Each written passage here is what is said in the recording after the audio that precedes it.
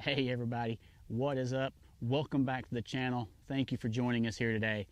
Man, it is another unbelievably warm day out here. We've got storms rolling in this evening that's going to drop about 1.5 inches of rain on us. And I've got to get these box beds ready. My onions should be arriving next week. So you saw how I rebuilt this bed, and I went through, you can see it looks quite a bit different. I went through with a shovel and I turned everything over by hand. If you look at this bed over here, I haven't done that. So what I'm going to do today is I'm going to go through, I'm going to turn this bed by hand. I've already added, I think I added 3 5-gallon buckets of rabbit pebbles, pellets, whatever, poop to this one. I added 3 5-gallon buckets or so to this one. So I'm going to go through with, after I turn this one by hand, I'm going to bring my small walk behind tiller out and I'm going to till all this in. I hope you can hear me. This wind is picking up like crazy out here right now, and I don't know if it's affecting the microphone or not. I see my little microphone bar over there bouncing back and forth, so I hope you can hear me. So anyway, I'm going to go get the shovel. I'm going to start turning this one by hand. You'll see how I do that. And when I get through turning it by hand, it'll look like this one does, although this one's been rained on a couple times and it's kind of starting to break down. Then after I get both of them turned by shovel, I'll bring the walk behind tiller out. I'll run through both of them, get them tilled up really good and even, and then I'll try to level them out, rake them out kind of smooth, so that way they're ready to go next week when the onions arrive. On a little bit and flip it. And I just go through and I do the whole box bed like this, all the way around. That just kind of loosens it up a little bit for the first round and gets it ready for me to run the tiller through. So I'm going to go through, keep carrying on, and get this ready to till a little bit the ground.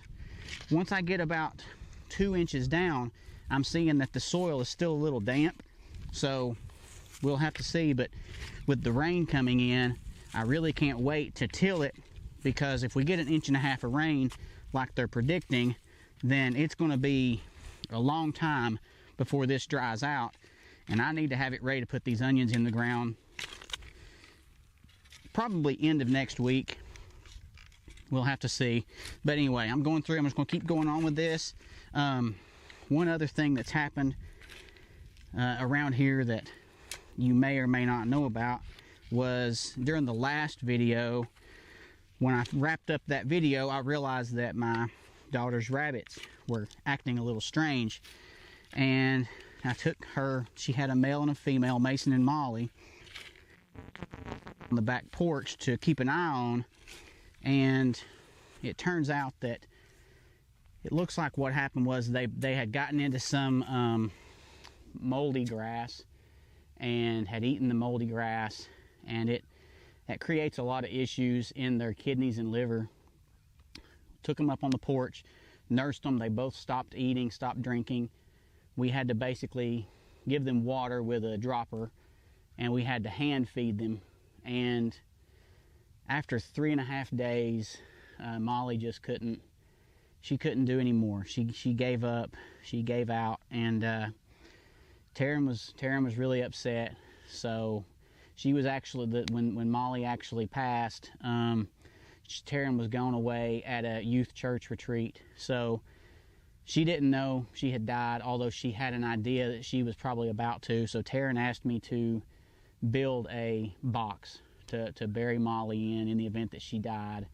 And so I made a birchwood box, and we went and buried Molly over on another section of the farm, along with another couple of pets from years gone by. And you know, that was pretty heartbreaking for Taryn. That was, Mason and Molly were, you know, those were the first pets that she had that were purely hers, and she was really attached to them, and it's the first animal they've ever had to die. So she really struggled with it, but she's doing better now. And I say that because Mason's back here behind me hopping around like crazy. So he's made what looks to be a full recovery. He's eating a ton, and even better, he's pooping a lot. So I'm going to get more fertilized for the box beds and the gardens, but I don't know if you had seen that. We did a short about it, but just sharing that so that you understand a little bit kind of why we're behind on some videos and things right now. we were really tied up with that. And then as soon as that all happened, and that was, you know, we dealt with Molly and getting her buried, I had to turn around and go to Dallas for a couple days for some stuff. So back home now, it's on lunch, and we got this nice weather, and I'm trying to race to beat the storms coming in. But I'm gonna finish getting this turned over by hand, and I'll catch up with you in a minute.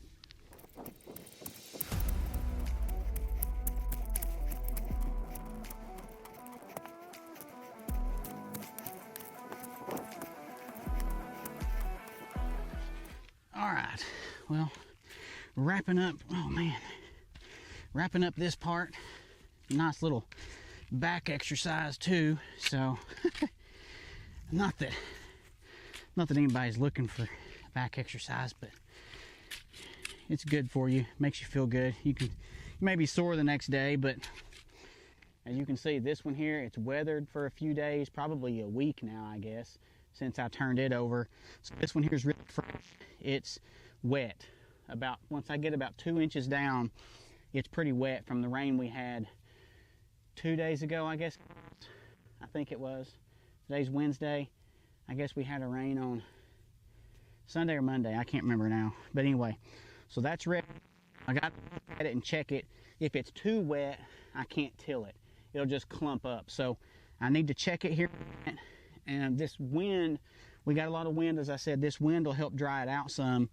But if it doesn't dry it out enough by this evening, I'm just going to have to wait, unfortunately. I mean, you are at the mercy of the weather, any of this stuff you're doing, unless you're growing in a greenhouse. And I don't have that. Now, I could have put my row covering over this, and it may have helped dry it out a little bit more quickly, or kept it from getting as wet, and then that would allow it to dry out faster. But, all right, well, I'm going to go ahead and till. If nothing else, I'm going to start tilling this bed here. I'm not sure. I may give that one some more time. Anyway, what I've got here is, this is our small little Honda tiller that we've got. I use it really only for these box beds. When I have the big garden, I have a large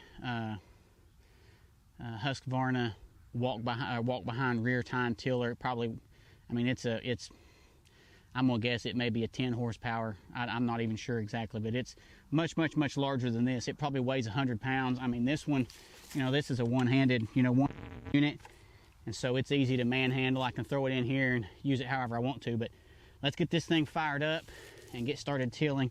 Let's hope it starts. I haven't used it in probably nearly a year now, so, and there's a lot of different little, there it is, there's the choke. You got to find the choke, you got to prime it, and you got to turn the switch here to on. So almost got it.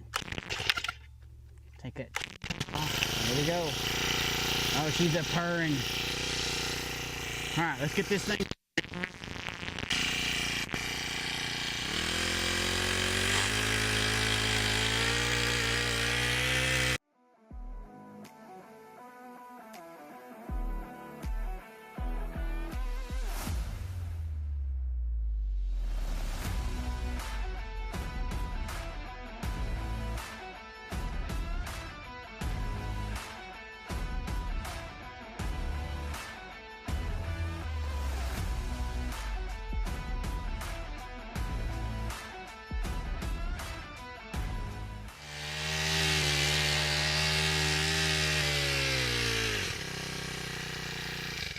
All right.